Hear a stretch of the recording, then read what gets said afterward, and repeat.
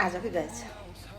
अब यसलाई उसिनेर है, यसलाई उसिनेर चाहिँ यहाँबाट यो गिली गर्छ नि, यहाँबाट तानिदिने हो कि।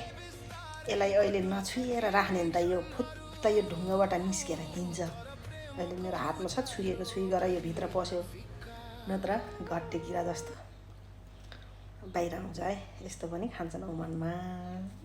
ओमानमा होइन, पाएपछि जाने खाइन्छ होइन।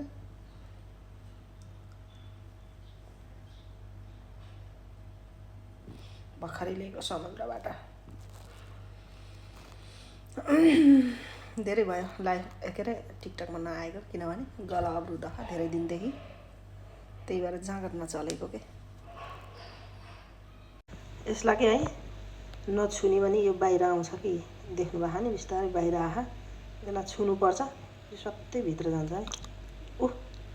हात च्याप दिन्छ नि यसले है, नछुएपछि फेरि यो बिस्तारै बाहिर आउँछ। कहिले हिँड्छ पनि, टाइम छैन यो हिँड्ने बेलासम्मलाई। यसलाई छिटै तातो पानीमा उमालिहाल्नुपर्ने छ यसलाई निकाल्नलाई। यो भित्रबाट यत्रो यत्रो मासु निस्किन्छ, मिठो हुन्छ त्यो। एबी त्यसलाई फोरेर, ढुङ्गोमा अलि ढिला हुन्छ, त्यही भएर फोरेर उसिनेको है।